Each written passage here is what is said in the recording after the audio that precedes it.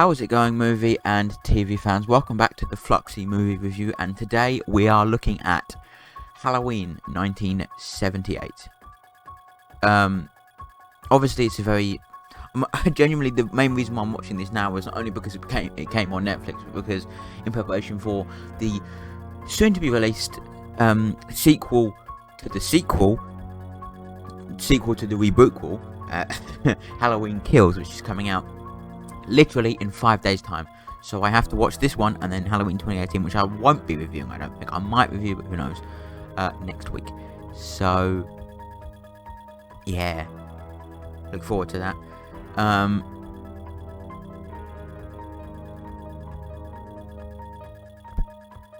But yeah, I this is a movie for me. When watching it, I love the camera work in this movie is fantastic. Some of the shots, there's a lovely little visual shot that I love. It's not even a shot, it's just something that is commonly used, but it's really cool because you see Donald Pleasant's character looking at the camera, waiting to speak to the policeman, and you just, in the background, it's not explicitly like the camera's tilted towards it, it's just the main focus of the shot is Donald Pleasant's character, Luminous. I'm going to call him Loomis, I don't know how to say his name. He's the main focus of the shot, and you just see the car that Michael Myers stole, and with him in it, just driving by, and the camera doesn't point towards the car, it stays on Luminous, but the car still drives around past, and it's just details like that that are so lovely. There's so many things like that in this movie. Shots where something happens in the background where you're meant to be looking in the foreground, but so you have to really be paying attention to the background, and that's clearly what I gather is where John Carpenter's strengths are, and that's what makes this movie is hugely entertaining in my opinion. I think it is suspenseful in the right places, and of course you can't not talk about the music here. It's an iconic part of this franchise, and the theme tune you're hearing now is just, one of the most famous pieces in horror history, to be honest with you. But out there with Jaws and Psycho, underneath those two big pillars is this piece of music, and I think everyone here gives great performances. I obviously I mentioned it before, but it's really cool to see Donald Pleasence in something else where he's not playing. I say not playing, but this is the only other film I've seen Donald Pleasence in besides You Only Live Twice, where he portrays Ernst Stavro Blofeld. But that was literally 10 years before this movie, literally 11 years before this movie came out.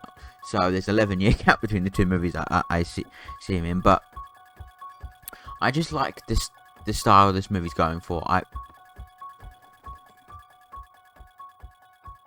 Sorry, that was pissing me off. I love the style this movie's going for. I think it obviously has that very 70s feel, and the music is very electronic because it's reflecting that time period, and that's brilliant to see. But I just genuinely have so much admiration for this movie. I think it's brilliantly so well shot. Like I said, the shots are fantastic in this movie, and overall the script is solid as well in a lot of places. And like I said, I just love the way that John Carpenter uses the camera here. It's fan fucking bloody tastic. And that's perfect. Nick Castle as Michael Myers is good as well. You only see, obviously, to say it's a good performance, it's like saying someone staring at a brick wall is a good performance, because no, that's bad. What I'm trying to say is that you can't really judge the performance here because it's literally the only performance he gives is him breathing heavily and looking into the camera. So it's not really a performance you can judge for Oscars and stuff like that, because it's just heavy breathing and staring into the camera.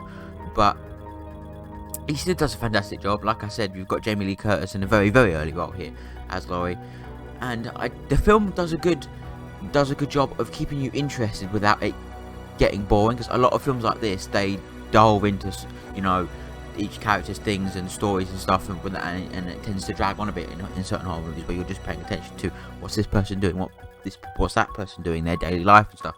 And in a lot of horror movies like that drags on and tends to make the movie boring. But here you really are invested in each and every character that appears on screen, and that's obviously no doubt to John Carpenter's incredible talents in writing and directing here. He makes the characters so likable and enjoyable. There are some ADR issues here and there, but it's not too much of a problem, to me at least, in my opinion. And I just think overall this movie is very visually a stunning, fantastic movie. And I think for 1978 it's really good.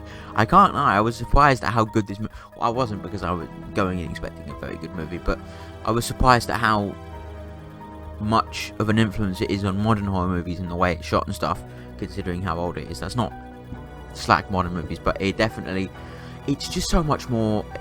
Nowadays it's goofy jump scares, and this isn't that. This is There's a few, but they're not glaring, and there's not screeching music that plays in the background.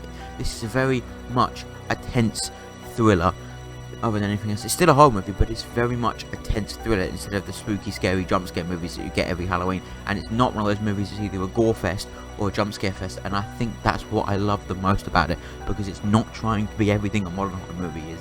Probably for the reasons why it's not a modern horror movie, but it's not. It's such a refreshing thing to see. I've watched a lot of horror movies and stuff, and don't get me wrong, I enjoy a lot of horror movies these days, but there's just something about them all being either full of blood or full of jump scares that just is a little bit odd. Another good example of that I definitely will get around to talking to on this channel, possibly even in 2 weeks' time, is Hostel. It's a brilliant movie, and it does the same thing this movie does, but modernizes it. And I think that's what makes these two movies specifically brilliant. It doesn't focus on the blood. There is blood.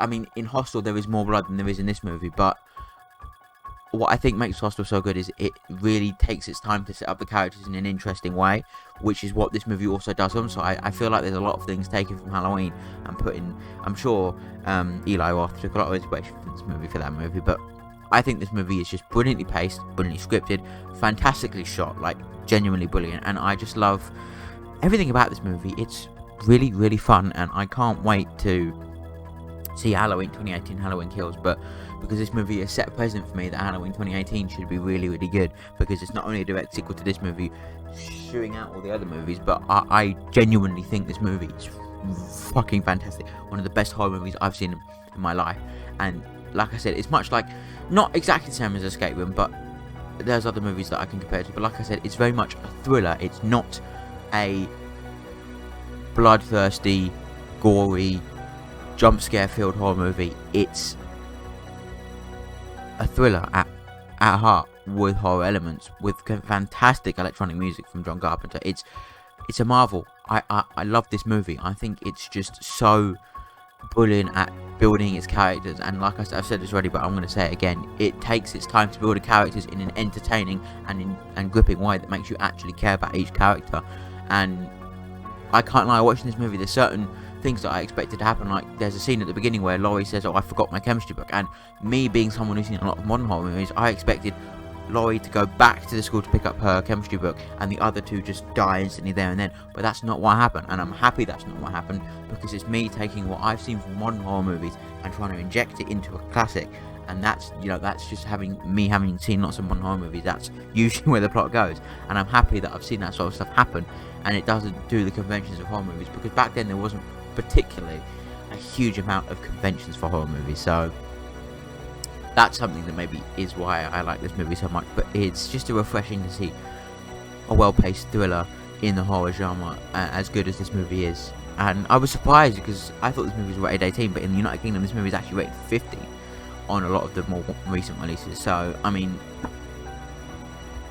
it's still a really fun movie, and I think Donald Pleasence gives a great performance here as well. And all round, it's just a great movie that's not a slasher or gory. Like I said, it's just pure fun horror movie, pure fun horror, and that's what's so brilliant about it. And I can't wait to see Halloween 2018 and Halloween Kills. But yeah, thank you so much for watching this review of Halloween 1978. I obviously we're with Flux movie, the Flux Film Talk is what we are now. So Fluxy Film Talk even. So this is the new thing. But yeah, I have recorded the Thought Park review that's going up on Fluxy Extra, so look out for that soon. But yeah, Halloween is an absolutely fantastical movie that is the pinnacle of what horror should really be. It set an example for how horror movies can be. Don't have to be bloody gory movies all the time. They can be very interesting and very thought-provoking movies, and this is a prime example of that, because it's so brilliant. And although it does take its time to get going, I don't even think that's true, because it builds itself up. Instead of taking its time to get going, I'd say it builds itself up to a great climax, which is what any movie wants. The build-up here sometimes is better than the payoff, and I think, although the payoff here is still just as good as the rest of the movie, it does lend itself to making the movie just a little bit better, in my opinion. But yeah, thank you so much for watching this review of Halloween 1978. It is just a fucking fantastic movie. Yeah, thanks for watching this movie. Check back next week for more reviews, and yeah, I will see you for the next review. Bye bye for now.